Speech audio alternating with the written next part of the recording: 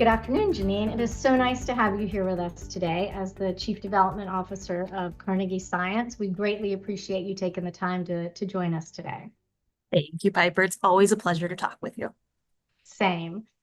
First, we want to talk a little bit about industry insights and observations.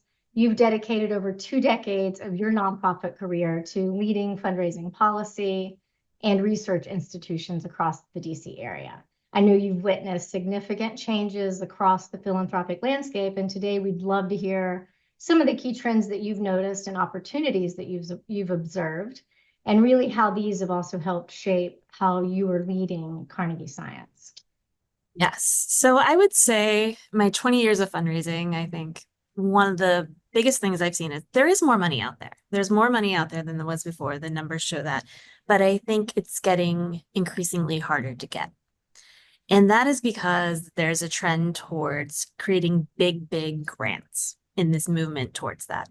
And so it's good news is that there's many opportunities to get 6, 7, 8-figure gifts that can be really transformative for nonprofits.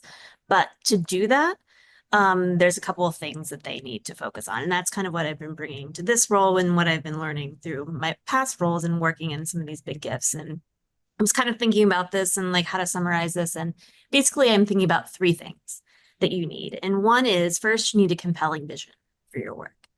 And whether it's the work of the entire organization or the work of one project that you're finding funding for. So like, what is the problem that you're trying to solve? Why is it so urgent? What will happen if you don't address it now? Why is your organization the best one to address this problem? And how is it different or innovative from others that are doing this? Then how do you know when you're going to succeed? Like, what are the things that you're going to measure as part of your impact and your progress? And what are you going to do about it? And I will say usually visions come from leaders, comes from directors in your organization, programmatic folks, but increasingly what I'm seeing is being driven by a development department because we're the first ones out there. They're hearing about these funding opportunities and we're helping to shape these things going forward. So we're identifying the opportunities, we're convening the leadership around what could be possible, what is the big vision, how do they want to shape it, and bringing in all the other teams, programmatic, finance, communications, everything to sort of make this happen. So it really is a team effort for fundraising around like presenting this vision. And the second thing you really need is strong relationships. So of the big grants and gifts that I've worked on in my past, they have all come from long-standing partnerships and relationships that our organization or our leader or I have had with various people and foundations, individuals, and so forth. And so those days of kind of submitting a grant application to a foundation program officer or soliciting large sums of money from annual appeals are kind of waning. And so what you're dealing with are living donors now. They're head of huge foundations or huge LLCs or huge other giving mechanisms. You have savvier individual donors that have established staffs or have significant estate gifts or asking more questions about the impact of gifts. So in these cases, the donors understand the organization's track record. They have a deep trust in the leadership and what they're trying to do. They understand how they've worked and what they've done in the past, and they feel like their concerns and their ideas have been heard and can be reflected back to them in their investment. And then really the third thing, as you put it all together, is being able to track and communicate your impact.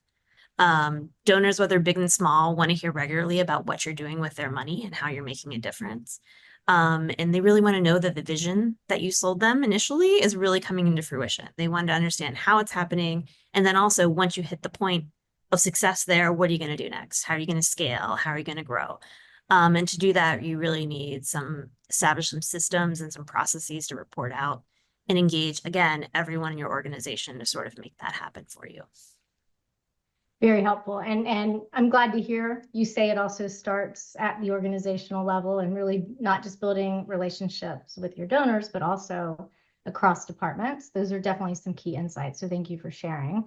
And as Chief Development Officer at a leading scientific research institution, obviously you bring deep expertise and you've spoken to some degree about that in donor relations, strategic partnerships, major fundraising, major gifts fundraising to Carnegie Science. Can you tell us maybe some notable challenges that you've experienced since you've been with Carnegie. I know you started in 2023 with Carnegie Science, and then maybe some achievements that you consider the most significant.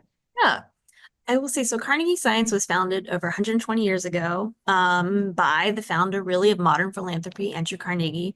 His initial gifts were invested well into an endowment that has grown to nearly $1 billion. So for many, many years, the institution lived off of their endowment and they haven't had to fundraise. And so it really has been over in recent years that they've been open to bringing in external funding, or really that has been emphasized. And so when I walked into, they had a very solid annual fund that was composed of donors that are former scientists and postdocs here, event attendees, and science superfans. And they did really well at raising research grants from foundations, but they weren't really taking advantage of the type of philanthropy I just described, like these big, big gifts, or even expanding into major gifts. It's very been a nascent thing. And so what I see as my overarching task that I've been charged to do is really grow a culture of philanthropy within this institution. And so this means like a couple of different things. So one is helping to build awareness for our work and impact among potential donors. There are many other Carnegies out there. So people get us confused with Carnegie Mellon or the Carnegie Science Center in Pittsburgh. It's like, no, he gave money to a lot of different places, and we are one of those places. But here's the distinct thing that we do, and here's what makes us special and different from the rest, and also distinguishing ourselves from other scientific organizations. Then I have to also help the scientists understand the value and importance of fundraising within their work and what that can unlock further in science. So asking them to think bigger and bolder about what they want to do and what they would dream of doing going forward.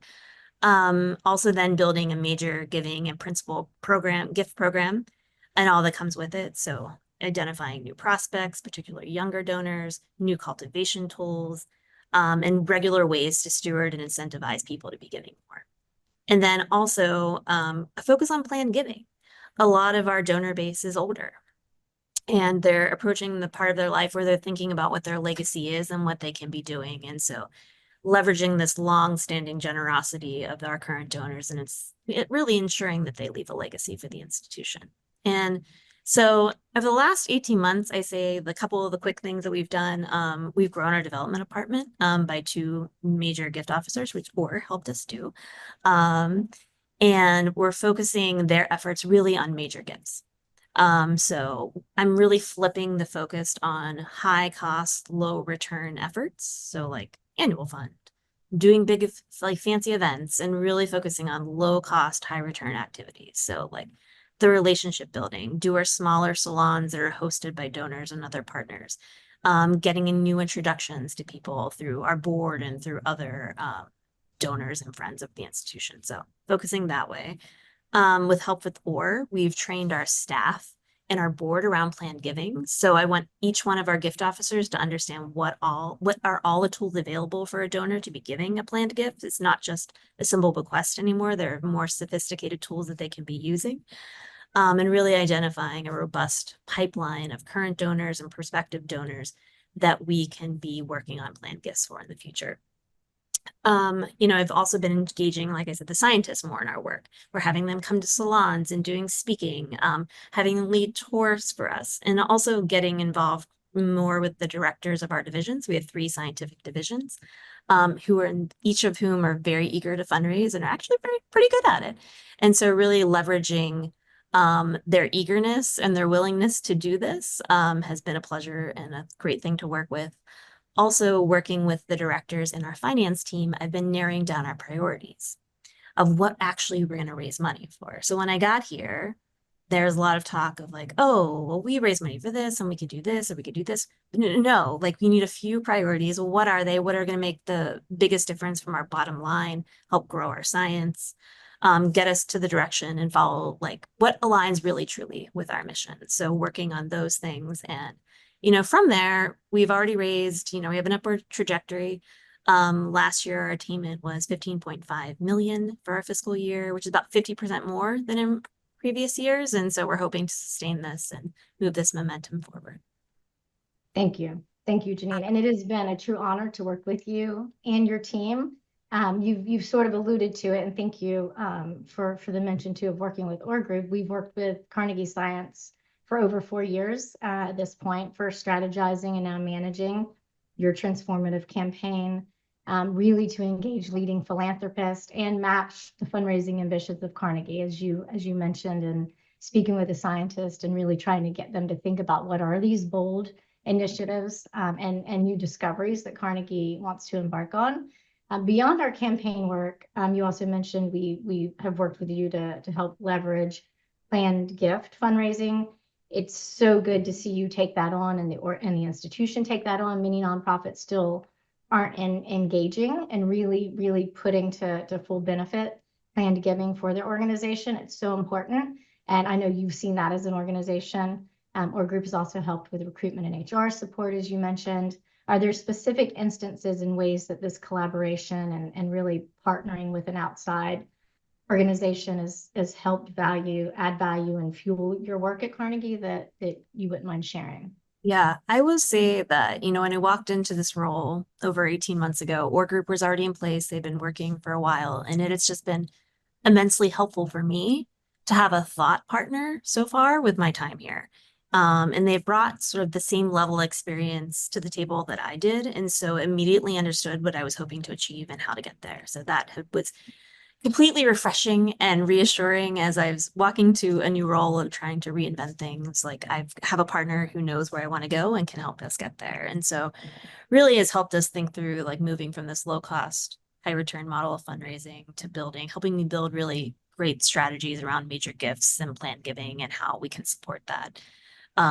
We are working towards a campaign, small in scale based on some, but it will be the first that we really do a public campaign. And so really helpful in creating materials for them, including our key statements and other collaterals. And also they will be very involved with helping us rethink what our web pages look like around this and all the strategy also that goes all behind that. They've helped us hire 2 new gift officers, and just been really helpful in helping me and my team brainstorm and sketch out ideas for major donor asks, and also been a valuable coach to our president. He came into this role with no fundraising experience and really helped him and engaged him in thinking through his asks to funders and how he can be more present in fundraising. And that has really been a great thing to see and watch him do since I've been here. Thank you. And for me, I've worked with you the entire time that you've been on board at Carnegie Science, and it's one of the reasons that I love working at Orr Group is because I get to work with transformational, innovative, creative leaders like you. So I feel like I'm learning something each day too. So pleasure to work with you, and thank you for that too. As a visionary leader, I'm not the only one that can take some nuggets and jewels away. You're a valuable resource for other development executives as well. What key pieces of advice would you offer to fellow leaders who also want to achieve impactful outcomes and empower transformative change in their communities? So I would say the role of a fundraiser isn't a sideline job, meaning that we are and we have to be part of the action of a nonprofit for it to be successful. So we don't have just one job, we have multiple jobs. So like, as I was thinking through like, okay, what are all the things that I do? Like, yes, helping raise money is one, but like, as fundraisers know, we're often the first communicators about our organization to potential donors. So we're frontline brand ambassadors. We're communicating our mission, the vision, and the impact of our work. We're coaches for leadership and programmatic teams to really get them out there and get them engaged in fundraising. A lot of the stage things that we do to make them look successful in front of donors, that's our work. We're the relationship managers for some of the most impactful partnerships that an organization could have. Like, we are the ones the donors call, we listen to them, we communicate their wants and needs, but we also are the ones that have to push back on them when they're asking sometimes for too much. We're also project designers. We help our leaders and the programmatic teams like craft projects that are viable and appealing for donors. And sometimes, even much to my chagrin, we're project managers. We're helping teams troubleshoot when a grant's not going right, and helping them make sure deliverables are met on time so that they can get the next grant or the next gift. So it's a multifaceted job. And I think sometimes people don't, especially as you get higher and higher up, like, oh, you're like, I did not sign up for this, but this is really part of it. And actually, I think that's what makes it really exciting too. And so, I encourage other fundraisers to approach their jobs as like, this is just more than just asking for money. They should all be an influential voice in crafting the vision of their organization and willing to take on some of these other roles to help them grow and sustain the organization. I love it. Thank you. Both exhausted and inspired listening to all that fundraisers do, but it's true. It's why we're in this line of work, right? Because it's an honor to be able to match the philanthropist with the mission and the impact that they want to have in the world. You're doing great things at Carnegie Science. I know they're very, very happy to have you. And lucky to have you. And it's a pleasure to work with you. Thank you for your time today. We appreciate your insights, and we appreciate you sharing your knowledge with other executives out there as well. Thank you, Piper. It was great. Have a great day. Thank you.